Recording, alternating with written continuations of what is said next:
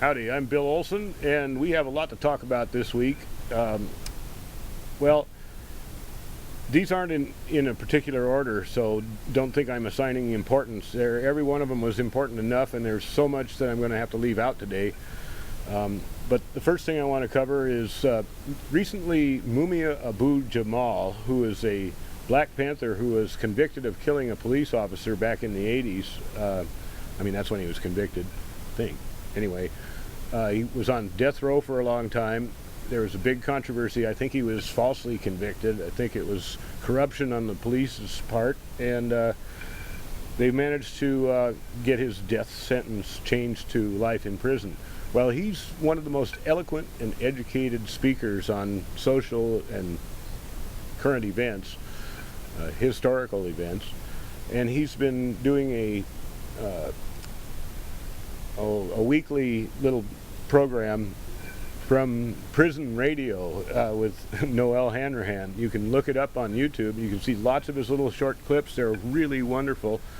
But he was recently asked by his former college to come and to send him a canned commencement speech, which he did. But there was so much outcry from people like the victims, the family of the policeman who was slain, said that it was an insult to let him speak at all. So the governor signed into law a bill that they've called the Mumia Bill, which restricts, the idea is to restrict the free speech of prisoners based on the whim of the power structure. Anyway, Democracy Now! Covered it really well. They have a 13-and-a-half-minute interview with him. They only played a few minutes on their show yesterday, but this is 10 minutes of the 13 minutes, or 5 minutes of the 13 minutes, excuse me. But if you want to see the rest of it, go to Democracy Now! This is a really good interview. But we're going to go ahead and play this now, so here we go. On Monday, Mumia Abu Jamal spoke with Noah Hanrahan of Prison Radio Project about the passage of the so-called Re-Victimization Relief Act in what could be one of his final media interviews for some time. Amazing when you think about it, because on two fronts, I should say. Of course, the first front is constitutional. I mean, this is a blatant, naked violation of Article 1, Section 7 of the Constitution of the Commonwealth of Pennsylvania, which specifically grants the right of free speech to all people in the Commonwealth. And, of course, the Constitution of the United States, which fairly recently, in the Snyder v. Phelps case, you remember the preacher who went around to funerals? Well, he caused, I think, a great deal of emotional distress to veterans' families. This is what the U.S. Supreme Court said in Snyder. They said that the First Amendment trumps emotional distress. That's recently, and that was an 8-1 decision. Look it up. But what's more important to me is this, that during their discussions, right, that I've heard about, I didn't hear it, I don't have access to a computer, members of the General Assembly of Pennsylvania said they did not hear the speech, did not know what the speech was, but in any event, it was for a judge to determine whether it was unconstitutional. These are people who took an oath of office to protect and defend and uphold the Pennsylvania Constitution and the Constitution of the United States, blatantly acting unconstitutionally in office.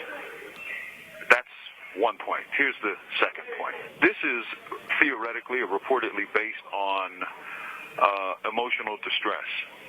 Think about being a student at Goddard College when police, by the hundreds and threatening these students at their graduation with rape, murder, assault, attacks. These are police writing emails, calling on phones, threatening administrators and students.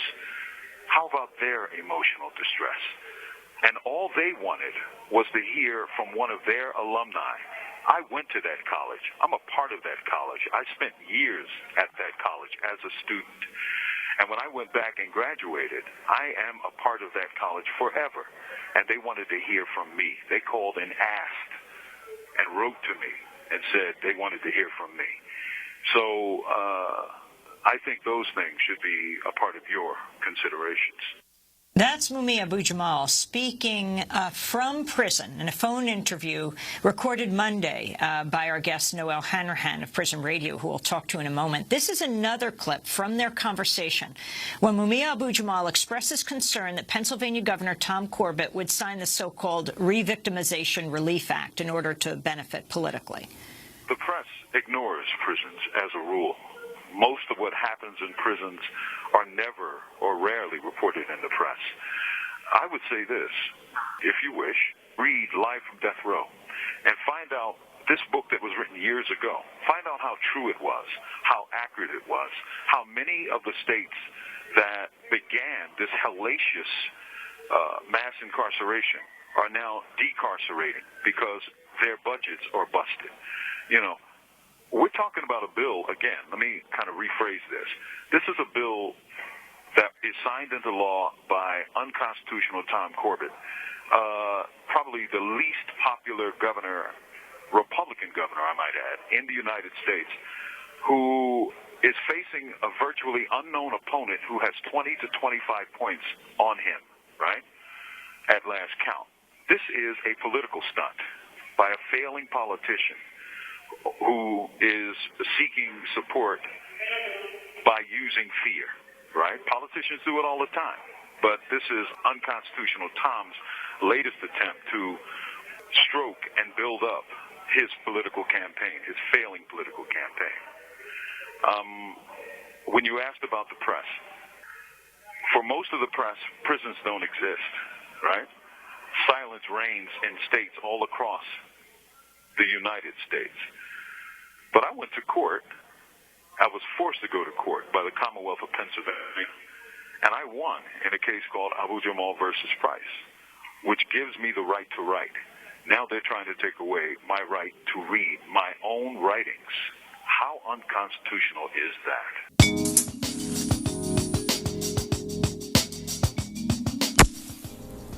Yeah, how unconstitutional is that?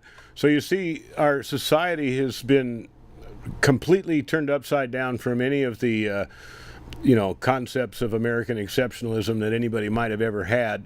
We certainly aren't exceptional the way we treat our prisoners and the way we treat minorities, and now any Muslim or anybody who even is dark-skinned in a funny-looking dress, funny by American standards, which which are pretty funny, but aside from that, we persecute just about anybody that looks different, especially if they're dark-skinned. And I'm amazed at how many people buy into this 9/11 hate the Muslims crap, and the fact that we've, unleashed all kinds of the worst type of terrorism there is on the rest of the world. That's from us. It's not surprising that we now have some real enemies. But here's an interesting thing. Russia Today found this on YouTube, I think. So this is like a third-hand deal. But watch what happens when two black guys walk along arguing in front of a cop, nothing happens. But when they change their clothes to Arabic clothes and start talking in different language, the story's a lot different. Here we go. Watch this. Pranksters on YouTube have highlighted the problem of racial profiling in the U.S. Let's now take a look. Don't mess with me. You're the one who messed with me. Like, who's starting the issue? Don't mess with me like that. Like, starting the issue. Well, this video first shows two young men in jeans and t-shirts arguing in English. A policeman is standing close by, but he apparently pays little interest to the row. But just 20 minutes later, a similar situation gets a quite different reaction from the officer. I don't like it. I don't like it. You don't leave. No, it's nothing. Me. What's all the arguing about? Why are you dressed like this? What is this? I'm just talking. Now, the very same people are walking down the street in traditional Muslim clothes. They again pretend to argue, but this time the officer is quick to step in. He frisks the men, asking if they are holding a gun or a knife, while the men try to explain they were just talking. The unverified video has already sparked a debate over racial profiling in the U.S. One of the men from the video later commented that for him and other American Muslims, such discrimination is an everyday reality. My cell phone.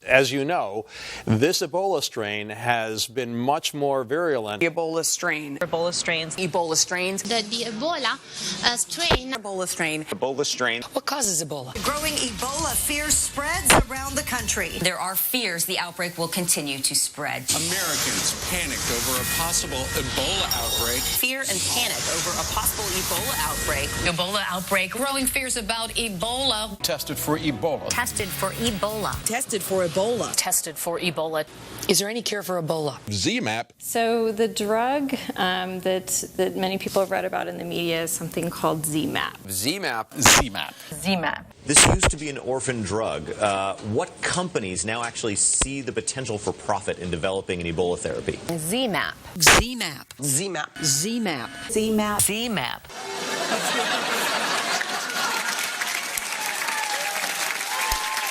They are covering the man in a completely airtight containment unit.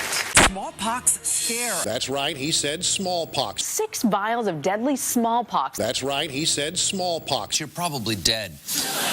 Because somebody might weaponize Ebola. If I were a bioterrorist and I had a chance to weaponize 5, 6, or 7, I would not pick Ebola. A country that actually weaponized Ebola.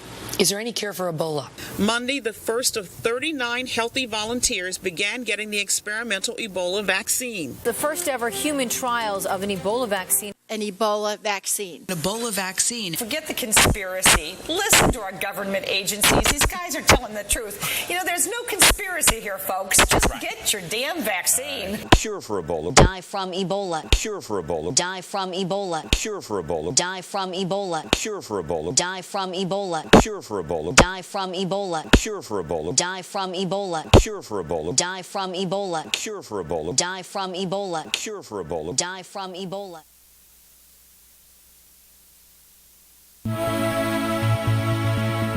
This video is brought to you.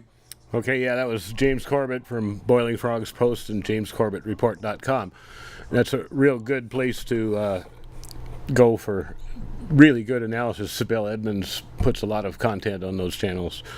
Okay, maybe that was a little bit of overkill, but you get the idea. They're hammering you with Ebola every time you turn around, so you should be very, very afraid and be ready to allow them to lock you up, do anything else, channel all your resources into the effort, depending on what they need. Doesn't matter.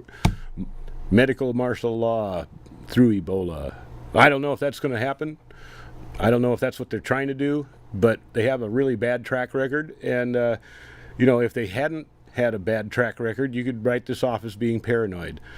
But since they have such a bad track record, you have to write it off as being experienced. Okay, well, since I was talking, it was Francis Boyle. He was the PhD law professor who did such a wonderful job of, you know, enumerating all of the impeachable offenses that the last several presidents have done. Unfortunately, the power structure was too tight and couldn't be broken to, you know, let law take its course. It would be wonderful. We just had a speech in front of the UN. Amy Goodman was the moderator, by the way, and the question came up. It was Noam Chomsky that was giving the speech in front of the UN, and the question came up: what should America do? What do we need to happen? And he said, well, America just needs to start following its own laws, not international laws, although that would be nice, but its own laws. If America just obeyed its own laws, things would be fine. And it brought up a cheer. Well, let's see what Francis Boyle has to say. This is Francis Boyle talking to Alex Jones. This will be about 25 minutes, so enjoy. And this is something that you can take with a grain of salt or listen to it carefully. But I put it out there because this guy does have credentials, and he's saying something that is pretty scary.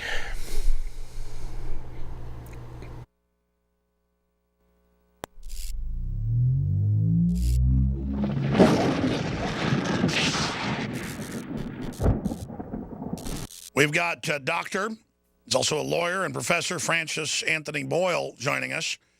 He was already on 2 days ago, but I was listening to the interview while I was taking care of things at home in the office that day and working on some investigations, and I thought, man, I got to have him back for a second interview. There's so much to cover.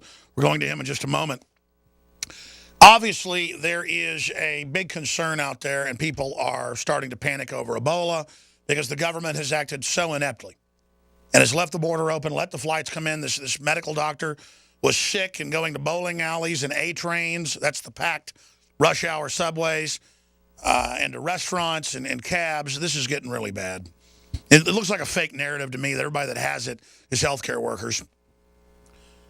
That they're just picking fake people to say that they have it so they can put out their PR. That may not be it, but we have medical doctors that we've talked to on record and off record listing the hospitals where openly they are disappearing people that have Ebola-like symptoms. So we're going to follow that over the weekend. I have some big news on that on Monday. Look for special alerts and video reports over the weekend at Infowars.com and PrisonPlanet.com.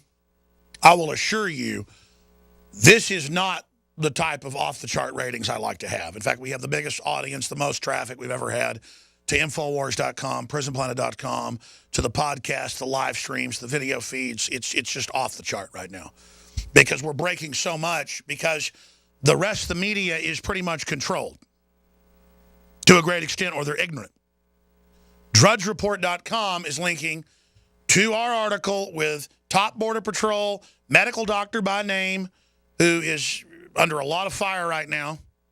They're threatening to fire him on Monday. He'll be back on with us. He says he feels fine. That's fine. He's had all these doctors all over the country call him, and doctors in his town that know him, and doctors at the hospital called and thanked him and said, yes, it's Ebola. We think it was Ebola, and you're right. They're disappearing people. But then they're like, don't say my name. It's going to come out, okay? But he's like, hey, if it's Ebola and they're covering it up, fine, fire me. He manages several hospitals, several medium-sized clinics. He's not at the Truman Center. That's a different company. That's where he did his internship. So that's going on. We're going to go to Dr. Boyle here in a moment on the providence of Ebola because he did author the U.S. Biological Weapons Treaty that was adopted at the UN. And he went through the big top globalist PhD program they only get one PhD a year out of at Harvard, the Kissinger PhD, which they only give to top people they want to make super gophers or legates, I would call them. And so he's got the inside scoop on how they operate and how they work. And he's been basically saying this stinks to high heaven. We'll talk to him in a moment. Quite frankly, we had quite a stockpile of Survival Shield X2 and regular Survival Shield because I got tired of selling out of it. But that stockpile is selling out. We may get into a point. I tried to find the commercials on that. Skip ahead and we'll play it from after the commercial. I'll probably have my channel removed from cable access for that. But yeah, Alex Jones breaks in the middle of his breaking news to hawk his stuff. Okay, well, that's my fault. I apologize to the powers that be. Okay, here we go. Sources and a lot more. Nothing's a silver bullet, not even our colloidal silver that's called silver bullet. But you want to bolster your immune system, obviously. That's what I'm doing. Sunlight, purified water, rest, staying away from areas like subways if this continues to break. Yeah, like I said, we're going to run it past the commercial, not into the commercial. You make us look like a bunch of jerks on cable access.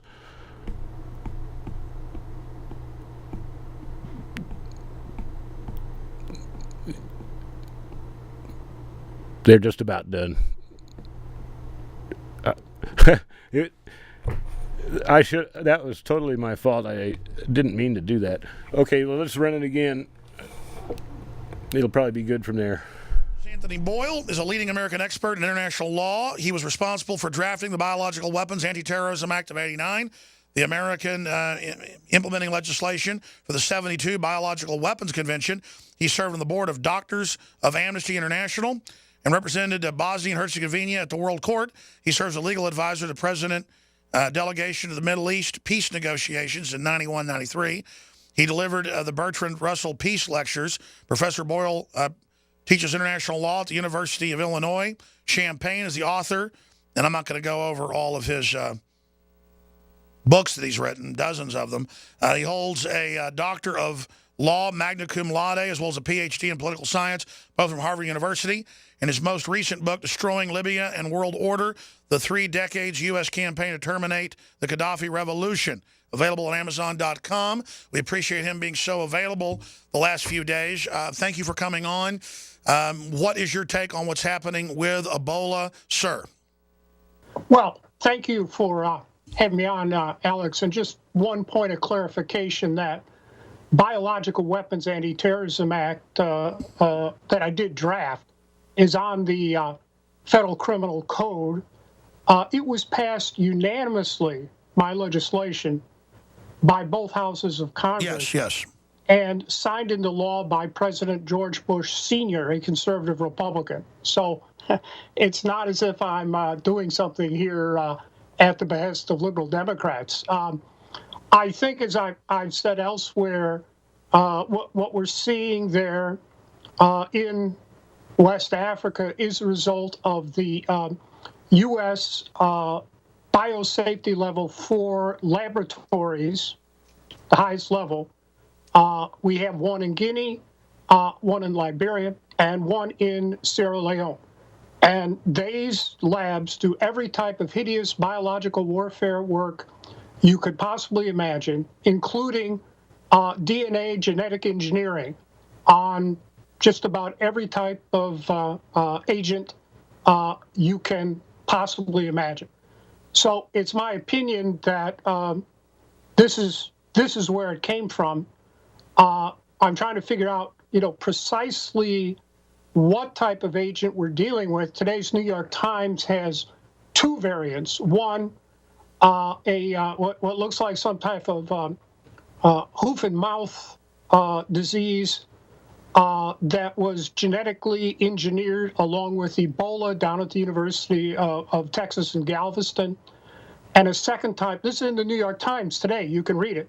That's right, hidden in plain view. I have the article right here. Just buried this is a product of BioShield, so our bioweapon is bouncing back on us. I'm afraid this is blowback. The second unbelievable bio weapon involved here is the National Institutes of Health. They've always been up to their nose in their eyeballs in biological warfare, and the Center for Disease Control. The second agent seems to be a genetically modified organism involving enhanced lethality, Ebola, together with the virus for the common cold. Oh my God! You put the 2 of them together.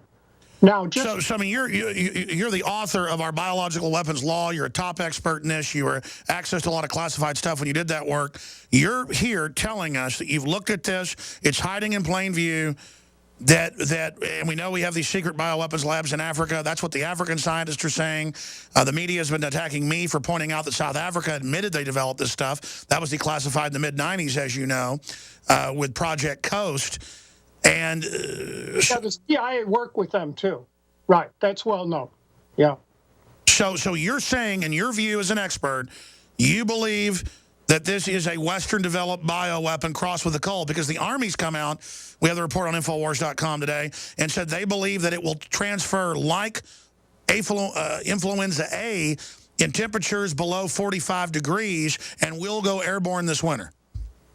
I think it's been manufactured to be airborne to some extent. Although, for your viewers, I want to make it clear, I have never had access to any type of classified information. I've never had a government security. Only when you were in Congress working with them, because I read some of the filings on it, it just talked about, I guess, declassified info that you went over with them then. That's right. Back in those days, everything was in the public record, but pursuant to Freedom of Information Act requests where you could actually get something.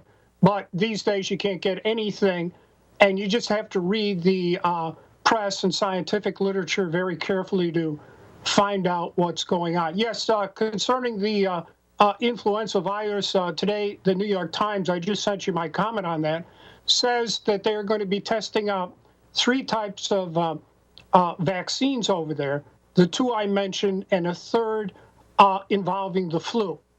And now you have to understand they call it vaccines, but this is simultaneously offensive, defensive work. First, you develop the biological agent itself by means of genetic engineering. In the case of Galveston, it looks like foot and mouth or something, and Ebola, enhanced Ebola. And in the case of NIH and GlaxoSmithKline, it is this, what I call Cobola, the common cold, together with the enhanced Ebola. And by the way, it's reported yesterday that in the BBC today, GlaxoSmithKline has been over in Guinea testing this stuff out. And in Mali. Mali just came down with its first case of Ebola reported today. So the third variant then appears to be some type of Ebola, enhanced Ebola, from what with the flu. So that'd be even more contagious than the other two if that's what the New York Times says they're going to do this. And we have to understand the weapon comes first, and then the vaccine comes second.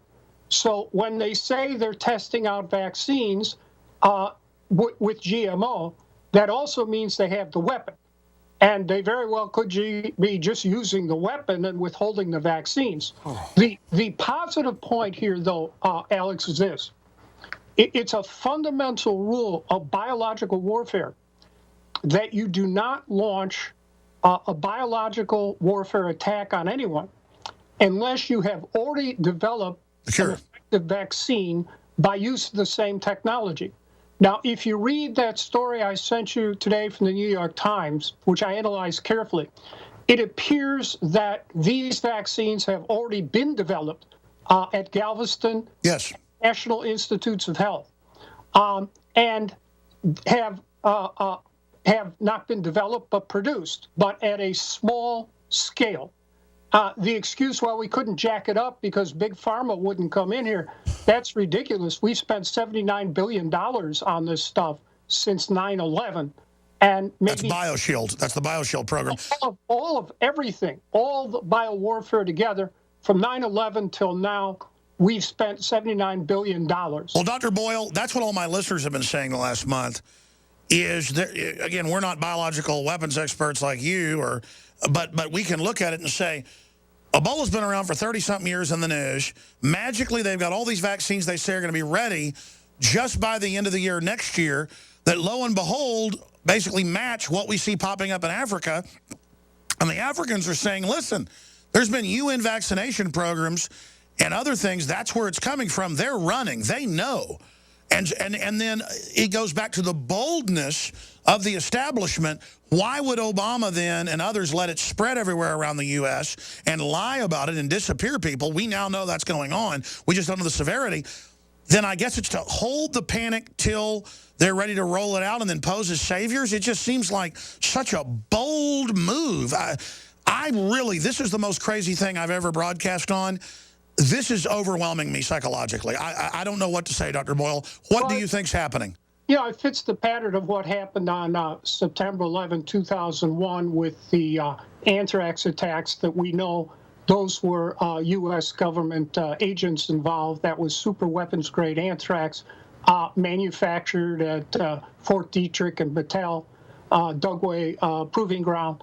And we know that the entire White House was on Cipro prior to those attacks because they knew the attacks were coming. That's Associated Press. Right, that's all over. So my assessment of the situation is that Galveston and NIH already have these vaccines along with the agents, and I suspect our elite have already been administered these vaccines to protect them from the blowback, which is undoubtedly coming. If you look at the New York Times there, they've been working on these vaccines since Ebola was first sent. The WHO, which, by the way, does what the CDC tells them to do, ordered Ebola in 1976 sent to Portendown, which is the British equivalent of our Fort Detrick. And that's where they got caught doing all the Mengele experiments on the troops. Right, and that's their Fort Detrick, and it obviously was sent there for weapons purposes, and then it was sent to CDC. And CDC has always been up to its eyeballs in biological weapons. I have an official government document here establishing that CDC was doing biowarfare work for the Pentagon no later than 1988. And they had to have constructed the lab before that. So CDC is in on this. But they've had all those years, from 1977 till now, to develop the Ebola as a bioweapon and a vaccine. And now they magically have it. We're going to go to break. I want to come back and ask you this question. What you think about it? We get to the money, too. I'll talk to that in a minute. Yeah, we'll talk about vaccines, money. Dr. Boyle's our guest, author of the Biological Weapons Law, and Terrorism Law, and Treaties, and other things. Just simply amazing. I mean, I have 3 children. I'm so upset about this because here's what I see, and that's what I want Dr. Boyle to talk about when we come back. They wouldn't be doing something this dangerous, this bold, this crazy, that makes them unpopular if it wasn't for some other bigger goal. They may be going for broke. This may be the big one. That's why I'm so upset, is the government is at the top is acting so crazy. And I don't think it's ineptitude, like Dr. Boyle says. It's pretty much a staged deal. The question is, what is it? Look, I've made a big study of history because I find it fascinating. Other folks watch sitcoms. I read history books. At least when I had time, I did. And you end up getting mental illness in government and corporations throughout history, companies, organizations. It's kind of like a dark logic. It's like a twisted economy. People start cheating in war, cheating in business. Then it becomes whole systems of fraud.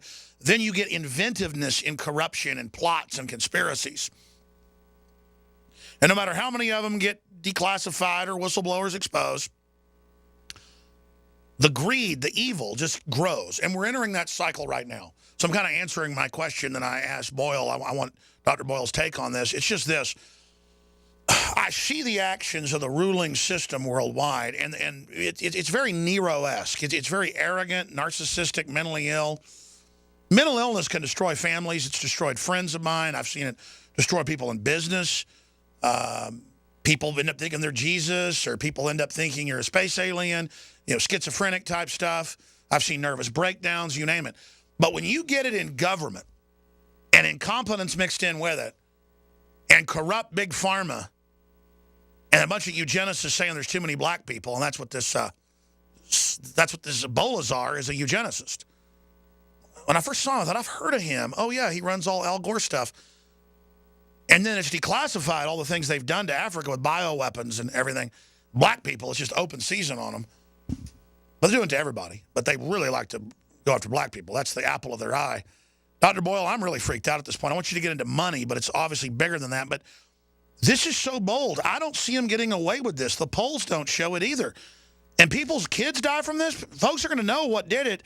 Has the elite gone completely insane at this point? No, I don't think so. You mentioned Czar Ron Klain, Obama, Mrs. Obama, all the rest of them. They all went to Harvard Law School. Every one of them, they were after me. This is the Harvard Law School mafia at work. Cass Sunstein, you know of him. David Barron, who said Obama could murder Americans, put him on the First Circuit. I could go down the entire list. Occasionally there's a Yale law, or Harold Killer Cole, Mr. Drone. Occasionally there's a Yale law person, Mrs. Clinton. But this is Harvard Law Mafia. I went through the same program when I was there. If you saw the movie The Paper Chase, that's exactly what it's like. And these people, they are not incompetent. They are very bright, very intelligent, very well trained. No, I understand that, but I'm saying... Let me finish my... Sure. They are completely ruthless and unprincipled. Yes. So, sure, we could say that Hitler and the Nazis were nuts, but I don't think that gets us anywhere. During the war, the OSS did commission a psychological profile of Hitler by psychoanalysts, and I've read it. trying to explain what motivated the man. The Mind of Adolf Hitler, the Secret Wartime Report. That's correct. So I see no point in saying these people are nuts. These people went through the same program that I went through, and they've been trained to operate this way. Zara Ron Klein, Harvard Law School buddy, Elena Kagan, I can go down the whole list. Larry Summers stole from Main Street to give to Wall Street, Harvard president. That is who we are dealing with here. All right, final segment. And Doc, sorry I interrupted you earlier. I know this is a really hardcore subject. I know that they're scientifically cold-blooded and smart. Just to me, it is a form of power-mad mental illness, because just because you can be Machiavelli doesn't mean you should be Machiavelli. And I know, why did they end up bringing you through that high-level program that so few go through, and then you ended up not joining them? I mean, I think that's another example of how there are ways to turn this around. I don't think they're invincible. A, I want to get your take on that, and then B, follow the money. Give us your take on that. No, they're not invincible, but they've been trained to think like Nazis, and that's pretty much what we're dealing with. These neoconservatives go back to Leo Strauss. I went there as an undergrad. They trained me to be one of them, too. And his godfather was Carl Schmitt, the leading Nazi jurisprudence of his day, who justified every hideous atrocities the Nazis ever inflicted, including against the Jews, for our Jewish listeners out there. As for the money, yes, these two bioweapons vaccines that I've mentioned have already been patented. You can see in today's New York Times, the Galveston weapon vaccine has been patented, and it's already been reported that the National Institutes of Health, CDC, have a patent on the technology behind Ebola.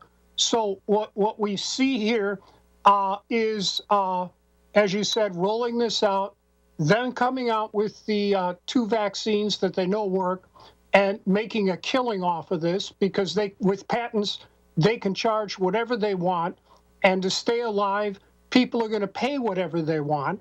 And so what we're going to be seeing is the rich will get either one or both of these drugs, and poor people who can't afford them will have to, do the best they can. I really don't know what to say about that, Alex. Well, it's like Germany.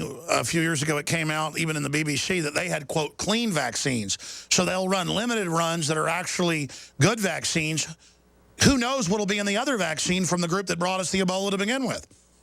Well, I think that's what we've seen here. That is, I think if you read the New York Times today very carefully, they have vaccines already that work for these two different types of Ebola weapons. And my guess is that, our leadership elite has probably been administered these things already.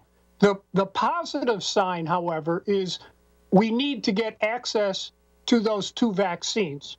And there is a special procedure there in the WHO where you can, and World Trade Rules, you can break patents for public health.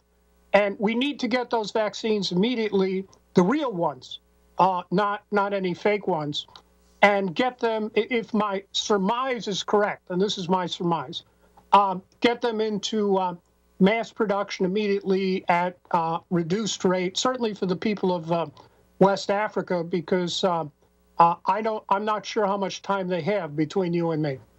Well, Dr. Boyle, we're also thankful for you. Folks can find all of your books on Amazon.com. You've got Destroying Libya and World Order, the 3 decades U.S. campaign to terminate Gaddafi revolution. If folks want to read real information that's been very well vetted, they should get your books. We've talked about this over the last decade. You've been coming on or so. We've never done it. I should have you on, not when it's breaking feverish news, but for an hour sometime to talk about Harvard, to talk about that PhD program, the Kissinger-Brzezinski program that so few are part of, and to talk about the mindset, because to know our enemy is important. And well, that's the way I saw it. I was a mole for the peace movement for 10 years at the University of Chicago with all the neocons, and at Harvard for 7 years with 4 degrees. Including teaching 2 years at Harvard. Right, that's exactly what I did.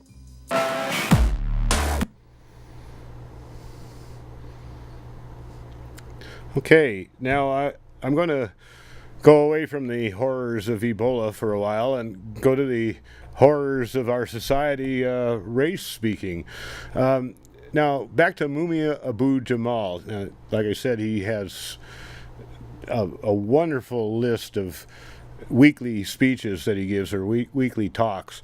And one of them that we're going to play here, it's about 5 minutes long. He's comparing what happened in Ferguson to what's going on in Palestine. And it's kind of an unlikely connection, you think? Well, yeah, we're thinking from the white perspective, aren't we? Okay, well, at least I am.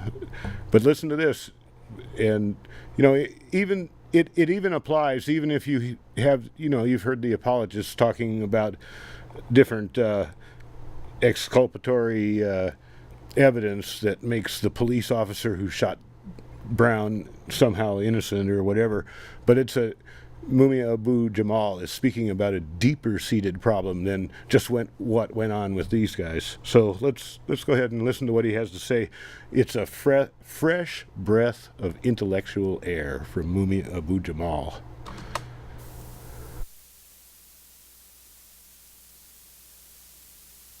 A tale of two oppressed communities. At first glance, the communities of Ferguson in Missouri and of Gaza in the Israeli-occupied territory share virtually nothing in common. One is situated in the richest nation on earth. The other sits on ancient lands that are constantly shrinking under the occupation. One is predominantly African American. The other is populated by Palestinian Arabs. One is ostensibly free. The other, largely under the military control of a foreign power. What unites these two communities is the commonalities of oppression, for both experience the ubiquitous presence of armed outsiders whose job, it seems, is to make their lives miserable. Ferguson, Missouri, where the overwhelming majority of the population is black, live under a predominantly white administration that cares little for that community. It is a living snapshot of an affront to democracy. Gaza, where the majority of the population are Muslim and Christian Arabs, live under the constant threat of military occupation and control of every aspect of Gazan life. Oh, and yes, oppression kills. In both societies, racism against the inhabitants takes on stark and undeniable violence against the people. There, special repression is reserved for the young. We saw that in Palestine, where children were targeted by Israeli police for horrific violence, beatings, and even killings. Ferguson burst on the scene after the ugly shooting of a teenager named Mike Brown. As for Palestine, generations have lived shattered lives, especially since 1948, when the League of Nations, later to become the UN, ceded Palestinian lands to the newly created state Israel. But let us not suppose Israel's growth was accomplished merely by a British grant of land. Land was seized by force, armed force, and yes, terrorism. The terrorism of the Irgun Zwei Leone, the Haganah, and the Stern Gang, which attacked scores of villages throughout Palestinian lands, like the village Al-Dawayima, where, according to one elder, some 580 Arab civilians were slain. Yosef Namani, a Zionist insider, said plainly that, quote, massacres were part of a general policy or campaign of expulsion, a means of prodding the villagers, unquote. The British and U.S. supported Zionist project was made possible by these mass expulsions of Palestinians. 1947 and 1948 marked not just Israel's establishment, but the disestablishment of Palestinian sovereignty and power. Britain, and later the U.S., wanted an attack dog, a pit bull to protect their oil possessions in the region. Israel fit the bill, and U.S. taxes to the tune of $3 billion a year goes to the country to build Fortress Israel. But it's not just American money that fuels Israel's mega militarization. It's Americans who settle in Israel and bring with them American-style racism and imperialist thinking. Think of the Likud party's Benjamin Netanyahu, the most bellicose prime minister in history. He's from right outside of Philadelphia, the suburbs of Cheltenham and Bryn Mawr, where he went to high school. For them, Zionism is but a form of U.S. manifest destiny. And the Arabs? They're the Apaches. Through land theft, guerrilla raids, and terrorist attacks, the Palestinians have been whittled down to its miserable present, modern-day Bantustans, where they are living on the shredded margins of their ancestral lands. Like the Indians of U.S. memory, they live in the equivalent of reservations, the worst land left. As the recent Gaza-Israeli war showed us, the Zionists place no value on Arab lives. The Zionist state was built on Europe's bad will. For although under the trusteeship of Britain, they offered other people's lands, not an acre of their own. That bad seed has sprouted into the horror of today. Two communities, one oppression. From Imprisoned Nation, this is Mumia Abu Jamal. Yeah, I'm glad you got that. The clanging shut of the cell door at the end there. He does that at the end of every one of his talks, and well, he gives you an awful lot to think about, and he's always right on. You know he's right on. He's one of my heroes, Malcolm X, and Mumia Abu Jamal, and I don't know, so many others. And it's funny how some white guy growing up has black heroes when we're supposed to be, you know, all trending towards racial conglomeration, you know, or separatism or whatever. Well, anyway, what we've got now is an interesting one about how the security fear complex, like the military industrial complex, the security fear complex is moving into the classrooms and indoctrinating our children with the fear. When I was a kid, I was one of those guys that had to pull down the curtains if there was going to be a nuclear blast. Right. Everybody else is hiding under the desk, duck and cover. That was real. You know, can you imagine telling kids, pull down the curtains because there's going to be a nuclear blast, hide under the desk? Well, anyway, go ahead and let this one roll. It'll just about be the end of the show. Ticket for wearing too much perfume, theft charges for sharing chicken nuggets from a classmate's meal, a felony weapons charge for a botched science experiment. What do those scenarios have in common? Well, they are the true stories of 3 students who started the day in school and ended the day in police custody. According to a recent Wall Street Journal report, this is the new normal, with more and more school children being disciplined not by teachers, but rather by the justice system. In fact, the report points out that schools are now the way that kids are entering the court system. In 2012, the Education Department reports that 260,000 students were reported or referred to law enforcement by schools. That's up from about 214,000 in 2010. All right, to discuss what's going on here, I want to bring in civil rights activist Perry Red.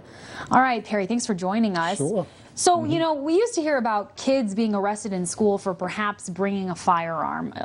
Now we're hearing about kids being arrested because they didn't put their cell phone away in class. How did we get here? Well, we got here basically through the new security fear complex. After 9/11, America changed. You know, when I was a young person in school, in grade school in particular, you know, it was about a weapon being a knife, not a gun. And now we have this just incestuous relationship with guns, thanks to the NRA. You know, we're supposed to love. Or preemptive strikes, you might remember from George Bush back in 9/11, which is embedded in the psyche of America. And so we have this this whole idea of security in schools at the most basic level of our existence. But how did it go from that, you know, from taking kids out of school who have these serious firearms to, charging them for very petty crimes? Well, it happened the same way we just saw in Ferguson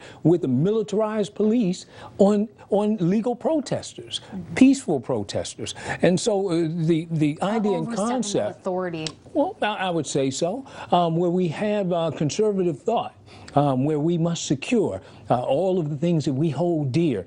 What we end up with is an increase in funding for law enforcement or law enforcement purposes. What we end up having is an empowerment of law enforcement powers. And what it does is it disenfranchises those who are on the bottom of the social scale. And the stratification, social stratification, always leaves the most vulnerable folks to suffer from that. Well, a lot of people, think that when these situations unravel, a police officer is then called over to the school. But the reality is that a lot of officers are actually assigned to schools, which I didn't know. I'm sure they were assigned to my schools, but I had no idea. I didn't see them. And there's been a marked increase in that respect. The number of school police officers has risen by about 55% in the decade between 1997 and 2007. Those are the latest numbers out there. What do you think the rationale is for this? I mean, are schools becoming more dangerous, or is this just about, needing or feeling the need, at least, to crack down? Sure. Human beings are the same as human beings were 200 years ago. The fact is that as we privatize and corporatize every aspect of our society, from commerce to education, the fact is we're making jobs for law enforcement. And one of the ways we do it, we saw after Sandy Hook. One of the pieces of legislation that was introduced throughout Congress was that we want to put an officer, an armed guard, in every school. We want to get equipped teachers with handguns. Well, that's conservative thought, and it's dangerous, and it does not benefit students. But then you see what happened today. We had another school shooting in Washington State, and a lot of people, are arguing that this is not a time to take police and law enforcement personnel out of the schools, but rather ramp it up even further. Why do you think that's not the answer? Yeah, it's strange how that happens. I went to a school with over 2,500 students in my graduating class, and we never had a school shooting. So here we are again with the conservative ideal thought saying that guns are good for Americans, and guns are in the schools killing our children again. Okay, well, let's look at the numbers really quickly, because the rate of violent crime committed in schools has dropped since, we've seen this ramping up of law enforcement in the school system. Dropped to 52 incidents per 100,000 students in 2012 from 181 in 1992. Do you think that could prove that aggressive policing is actually working? Well, what I believe is that the violence in schools is no different than it was. It's the way we quantify violence in schools now. One thing that politicians don't want is alarms going off with parents, especially in school districts with high property rates, where they pay high property taxes and contribute a lot of money to the school district. Violent incidents in poor districts are reported all the time. I know I hear about it with the high schools in the area where I live in Washington, D.C. It's strange that in the white areas or gentrified areas of Washington, D.C., we seem to get no violence, but we had the same issue with that disparity with marijuana laws, where blacks and whites use at the same rate, yet blacks are arrested 9 times greater than whites. And so in the deal, when we're talking about this whole security and violence and incidents